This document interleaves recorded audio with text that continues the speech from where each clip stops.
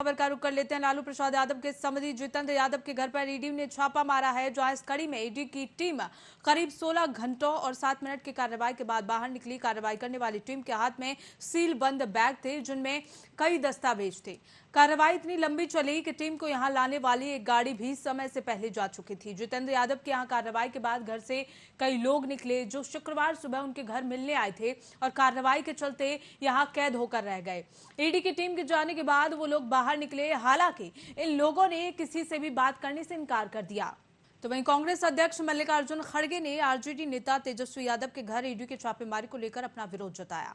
खड़गे ने कहा कि केंद्र सरकार विपक्षी नेताओं पर ईडी सीबीआई का दुरुपयोग कर लोकतंत्र की हत्या का कुटिल प्रयास कर रही है। प्रधानमंत्री मोदी इस तानाशाही का जवाब दें।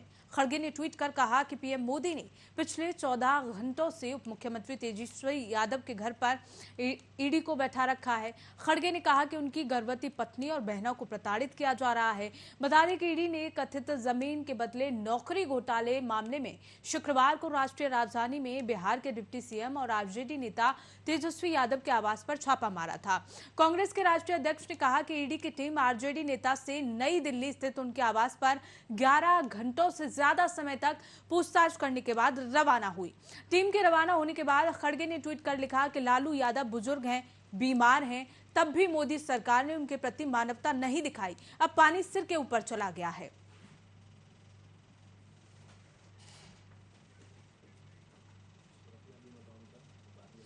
तो वहीं पोस्ट बजट वेबिनार सीरीज के हिस्से के रूप में प्रधानमंत्री नरेंद्र मोदी इवेंट को संबोधित कर रहे हैं। इसके साथ ही वो विश्वकर्मा कौशल सम्मान के अवसर पर वीडियो कॉन्फ्रेंसिंग के माध्यम से भी चर्चा कर रहे हैं। वेबिनार सीरीज में केंद्र सरकार यूनियन बजट 2023 से लेकर 24 में की गई घोषणाओं पर विचार और सुझाव जुटा रही है, ताकि सभी योजनाओं पर सही दिशा में काम हो सके। प्रधानमंत्री विश्वकर्मा कौशल सम्मान का उद्देश्य है कि देश के कारीगरों, शिल्पकारों को घरेलू और इंटरनेशनल वैल्यू चेन से कनेक्ट किया जा सके। इस तरह से सरकार उनके उत्पादों की क्वालिटी बेहतर करना चाहती है। साथ ही उन प्रोडक्ट्स को ज्यादा से ज्यादा लोगों के बीच पहुंचाने की भी कोशिश की जा रही है।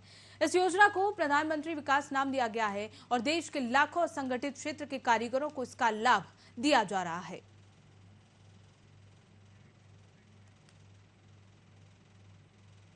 चलिए रुक करते हैं अगली खबर का। दिल्ली के पूर्व उप मुख्यमंत्री मनीष सिसोदिया की मुश्किलें लगातार बढ़ती जा रही हैं। दिल्ली आबकारी नीति घोटाला मामले में सीबीआई केस में वो तिहाड़ जेल में बंद हैं। वहीं आबकारी नीति में ईडी भी उनसे पूछताछ कर रही है। ईडी ने सिसोदिया को 10 मार्च को राउज एवेन्यू कोर्ट में पेश किया, जहां से उन्हें 17 मार्च तक ईडी को हिरासत में भेज दिया। ईडी की हिरासत में जाने के बाद ईडी ने कोर्ट से सिसोदिया की 10 दिन की हिरासत मांगी थी। ईडी ने मनीष सिसोदिया पर आबकारी नीति मामले में कई आरोप लगाए।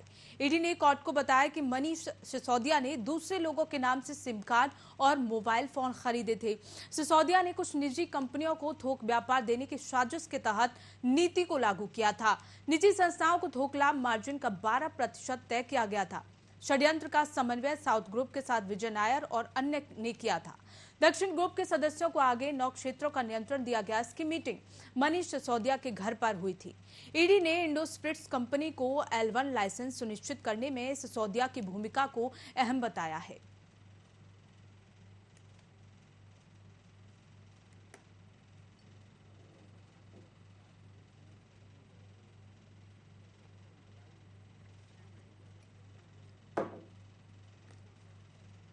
तो वहीं वाराणसी में बीजेपी सांसद मनोज तिवारी ने दिल्ली के सीएम अरविंद केजरीवाल को लेकर बड़ा बयान दिया। उन्होंने कहा कि अरविंद केजरीवाल खुद साजिश करके माहौल बना रहे हैं। वो खुद मनीष सिसोदिया को मरवाना चाहते हैं, क्योंकि मनीष सिसोदिया के पास अरविंद केजरीवाल के बहुत सारे राज हैं।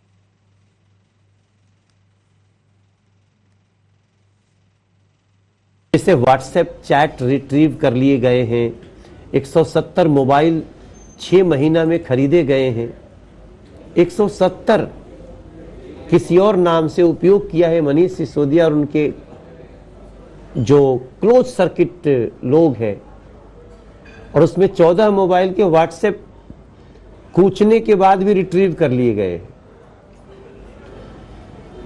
और उसी के आधार पे आज ईडी जब मनी लॉन्ड्रिंग का पूछताछ कर रही थी, तो सीबीआई के बाद अब ईडी ने उनको गिरफ्तार कर लिया है।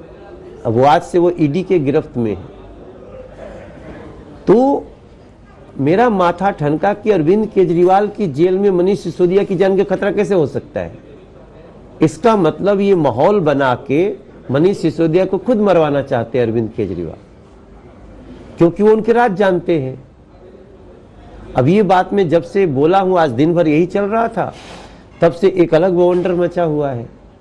लेकिन सिंपल सी बात है, आपने देखा होगा सत्येंद्र जैन जेल में थे, अभी हैं, तो सत्येंद्र जैन के जेल के कमरे में दिन भर में 14-15 लोग आते थे, और वही सत्येंद्र जैन जो कोर्ट में बोले थे कि हमारा याददाश्त चला गया है, वो डॉक्यूमेंट डिस्कस कर रहे हैं और खूंखार अपराधी उनकी मालिश कर रहे हैं, मसाज करा रहे हैं। मतलब ये सिर्फ इसलिए संभव हुआ क्योंकि जेल उनकी है।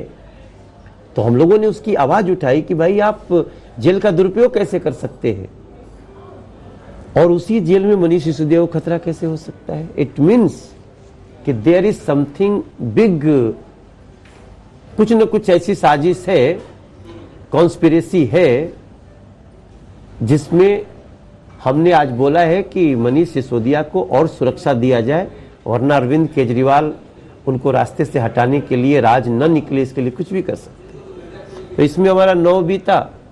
अब शाम को बनारस आया हूं, अपने भांजे का एक सगाई थी और आपसे बात हो रही। तो वहीं लखनऊ से इस वक्त की बड़ी जानकारी, सीएम योगी के प्रयास से बड़ी सफलता मिली है। प्रदेशवासियों को जल्द सस्ती बिजली मिल सकेगी। नॉर्दर्न कोलफील्ड लिमिटेड से उत्पादन को मंजूरी मिल गई है। राज्य को 900 मेगावाट सस्ती बिजली मिल सकेगी। उत्तर प्रदेश पावर कॉर्पोरेशन के चेयरमैन एम देवराज ने ये जानकारी दी है। सस्ता कोयला दिलाने के लिए सरकार भी पूरी तरह से कोशिश कर रही है। ऊर्जा मंत्रालय से लगातार संपर्क कर रही है। बिजली उत्पादन की लागत में 400 करोड़ की कमी भी आएगी। तो बड़ा अपडेट, बड़ी जानकारी और बड़ी राहत की खबर उत्तर प्रदेश के लिए। ऊर्जा मंत्रालय से भी संपर्क लगातार साधने की कोशिश की जा रही है। बिजली उत्पादन की लागत में 400 करोड़ की कमी आएगी। तो बड़ा अपडेट, सीएम योगी के प्रयास से बड़ी सफलता उत्तर प्रदेश के लिए। प्रदेशवासियों को जल्द ही सस्ती बिजली अब मुहैया कराई जाएगी। नॉर्दर्न कोलफील्ड लिमिटेड से उत्पादन निगम को अब मंजूरी मिल गई है। राज्य को 900 मेगावाट सस्ती बिजली अब मिल सकेगी। उत्तर प्रदेश पावर कॉर्पोरेशन के चेयरमैन एम देवराज ने जानकारी साझा की है।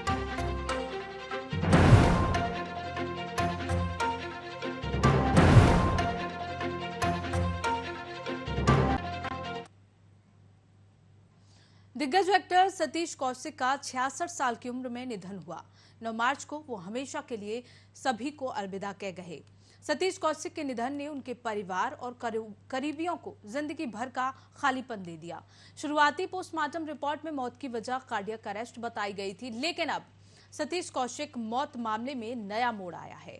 सूत्रों के मुताबिक साउथ वेस्ट दिल्ली के जिस फार्म हाउस में सतीश कौशिक ने मौत से एक दिन पहले होली पार्टी की थी, वहां से दिल्ली पुलिस की क्राइम टीम को कुछ दवाइयां मिली हैं। इनमें नियमित दवाइयां भी हैं, जैसे डाइजीन और शुगर की। इसके अलावा भी कुछ दवाइयां हैं जिनकी जांच की जा रही है। तो वहीं अमरोहा में नौगांव क्षेत्र में मिट्टी का अवैध खनन जोरों पर है। लोडर से मिट्टी का अवैध खनन किया जा रहा है। मिट्टी खनन की सूचना पर नायब तहसीलदार दौड़े। धड़ल्ले से हो रहा था मिट्टी खनन का कारोबार। अधिकारियों के पहुंचते ही खनन करने वाले लोग फरार हो गए।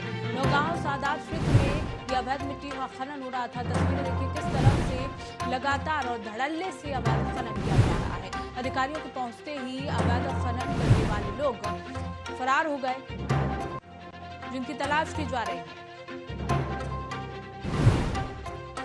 तो अमरोहा के नौगांव की पूरी घटना बताई जा रही है।